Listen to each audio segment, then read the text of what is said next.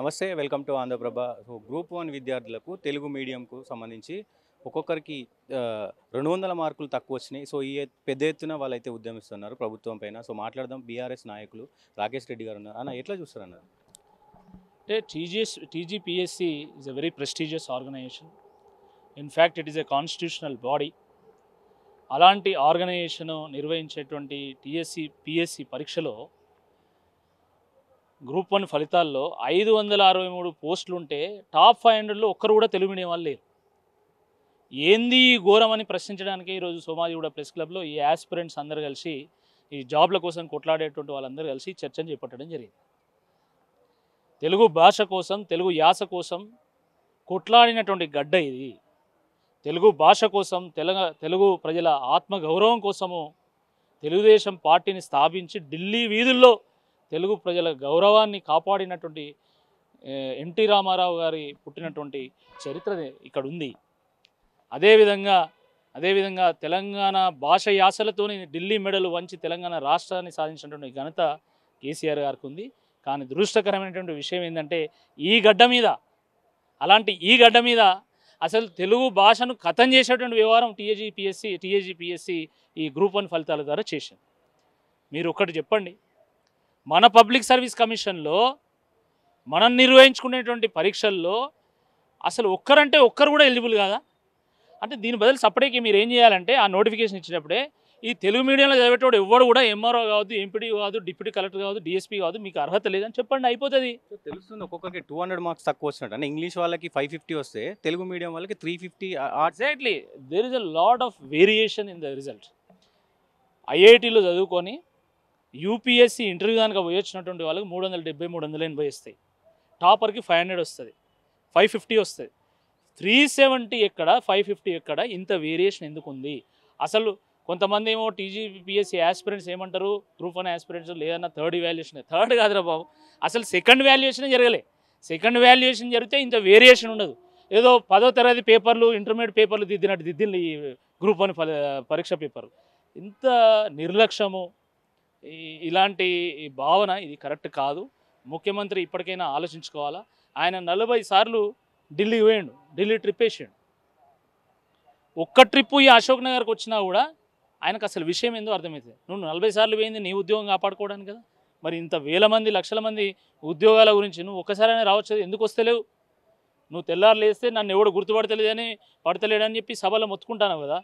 కానీ అశోక్ నగర్లో మాత్రం ప్రతి ఒక్కడు గుర్తుపడతాడు. ఎందుకంటే 2 లక్షల ఉద్యోగాలు ఫస్ట్ ఇయర్లోనే ఇస్తా, జాబ్ క్యాలెండర్ ప్రకటిస్తా, జాబ్ క్యాలెండర్ ప్రకారం ముందుకెళ్తా, యూపీఎస్సీ తరహాలో నేను టీజీపీఎస్సీని నిర్వహణ చేస్తా అని చెప్పినావు కదా. కాబట్టి అందరూ గుర్తుపడతారు, నిన్ను గుర్తుపడతారు, నీకు అన్నీ గుర్తు చేస్తారు. ఎల్లకాలం నువ్వు మళ్ళీ అశోక్ నగర్ను గుర్తుపెట్టుకునేలా కూడా చేస్తారు. ఆ సత్తా ఉంది ఈ తెలంగాణ విద్యార్థులు. బీఆర్ఎస్ ఈ గ్రూప్ 1 విద్యార్థికి బీఆర్ఎస్ పార్టీ తరఫు మీ తరఫున కావచ్చు, ఎట్లాంటి సపోర్ట్ ఉండదు? మేము ఇప్పటికే GO 29 విషయంలో, GO 46 విషయంలో ఈ యాస్పిరెంట్స్ చేస్తున్నటువంటి పోరాటానికి మేము అనేక రకాలుగా సహకారం అందిస్తున్నాము, మద్దతుగా నిలుస్తున్నాము. తప్పకుండా ఈ గ్రూప్ 1 ఫలితాల విషయంలో కూడా వాళ్ళు చేసే ఏ పోరాటానికైనా మా మద్దతు ఉంటుంది, వెన్నుముకగా నిలుస్తాం. ఒక బాధ్యతాయుతమైనటువంటి ఒక రాజకీయ పక్షంగా 10 ఏళ్ళు ఈ తెలంగాణను పరిపాలించినటువంటి పార్టీగా, తెలంగాణను సాధించినటువంటి పార్టీగా తప్పకుండా ఈ గ్రూప్ 1 యాస్పిరెంట్స్ చేసేటువంటి ప్రతి పోరాటానికి మేము వెన్నుముకగా నిలుస్తామని చెప్పి ఈ సందర్భంగా ఏం చెప్తారన్న? గతంలో కొంతమంది బీఆర్ఎస్ ప్రభుత్వంలో కూడా కొంతమంది స్టూడెంట్స్ చనిపోవడం జరిగింది. ఇప్పుడు ఈ మధ్య కాలంలో 3 మహిళలు చనిపోయారు. ఎట్లా చూడదు? ఇది చాలా దురదృష్టకరం. అంటే ఎవరి హయాంలో అయినా కూడా ఈ విద్యార్థులు ఉద్యోగాల కోసం ఆత్మహత్య చేసుకోవడం అనేది చాలా దురదృష్టకరం. ఎందుకంటే 1200 మంది ఆత్మ బలిదానం చేసుకుంటే ఆ రోజు కేసీఆర్ గారి నాయకత్వంలో తెలంగాణ వచ్చింది. ఆ తెలంగాణ తెచ్చుకున్నదే యువత యొక్క భవిష్యత్తును తీర్చిదిద్దడానికి. కాబట్టి ఎవరు కూడా ఆత్మహత్య చేసుకోవద్దు, నిరాశ చెందొద్దు. కొట్లాడే తత్వం మన రక్తంలోనే ఉంది. ఈ గడ్డ మీద పుట్టినటువంటి ప్రతి బిడ్డ డిఎన్ఏలో తెగింపు ఉంది, తిరుగుబాటు ఉంది, త్యాగం ఉంది. మన పూర్వీకులు మనకు అది రుజువు చేసినలు. ఆ రక్తాన్ని పంచుకొని పుట్టినటువంటి మనము, తెలంగాణ వారసత్వ సంపదకు వారసులుగా ఉన్నటువంటి మనము తప్పకుండా మనం పోరాటం చేద్దాం. మీరు చేసేటువంటి పోరాటానికి మేము వెన్నుముకగా ఉంటామని చెప్పి ఈ సందర్భంగా నేను గుర్తు చేస్తాను. ఎట్లా HCU భూముల వివాదం నడుస్తుంది, ఎట్లా చూస్తారు? దేశ భవిష్యత్తును నిర్మాణం చేసేటువంటి కర్మాగారాలు విశ్వవిద్యాలయాలు.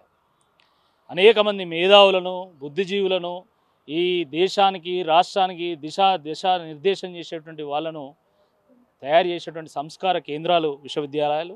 అలాంటి విశ్వవిద్యాలయాల భూములు అమ్ముకోవడం అంటే అంతకంటే సిగ్గుచేట్లేదు.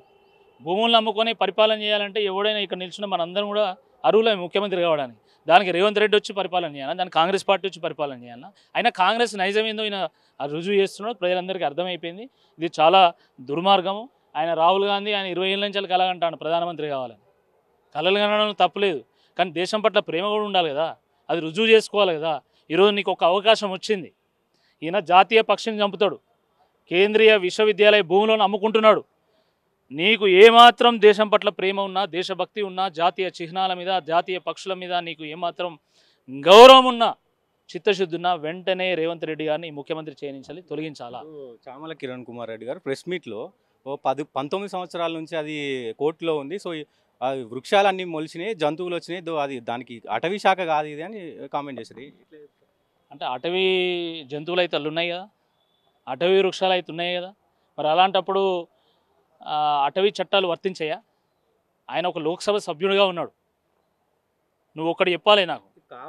విషయము కోర్టులో ఉండగా మీరు భూమిని ఎట్లా క్లెయిమ్ చేస్తున్నారు? స్వయంగా విశ్వవిద్యాలయ వైస్ ఛాన్సలర్ చెప్పింది నిన్న, ఆ భూమితో వాళ్ళకి సంబంధం లేదు, దాని విషయంలో అసలు సర్వే జరగలే అని స్వయంగా వైస్ ఛాన్సలర్ చెప్తుంటే అసలు నీకేం సంబంధం? అసలు నువ్వు ఒక పార్లమెంట్ సభ్యుడివి, నీకేం సంబంధం విశ్వవిద్యాలయ భూములతోనే? నువ్వు ఎట్లా స్పందిస్తావని నేను అడుగుతున్నా.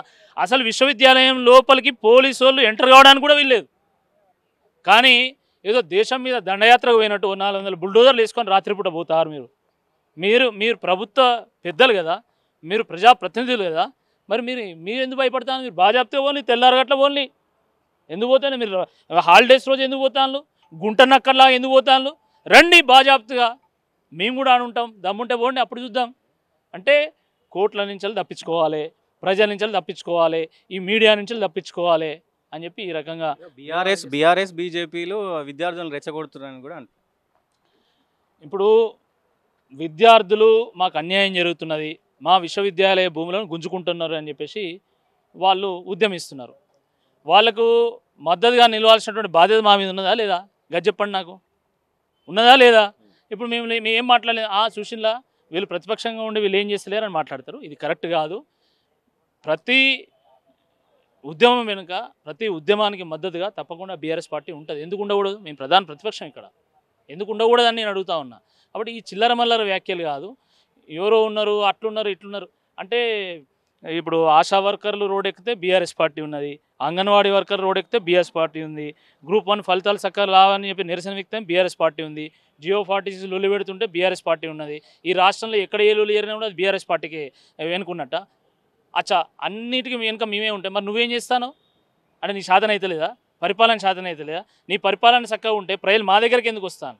ఈరోజు మొత్తం గాంధీ భవన్ కడప దొక్కకుండా మీ బీఆర్ఎస్ పార్టీని మాకు మద్దతుగా నిలుస్తాయని చెప్పి బీఆర్ఎస్ పార్టీ గడప ఎందుకు దొక్కుతున్నారు ప్రజలు? నీ పరిపాలన మీద నీకు నమ్మకం లేక ఈ బీఆర్ఎస్ పార్టీ మీద దుమ్మెత్తిపోసేటువంటి ఒక ప్రయత్నం చేస్తున్నావు. ప్రజలన్నీ కూడా గమనిస్తున్నారు. తప్పకుండా పెద్ద పెద్ద నియంతలు ఇందిరాగాంధీ లాంటి వాళ్ళని ఇంటికి పంపిన నువ్వు పెద్ద లెక్కేం కాదు. Thank you.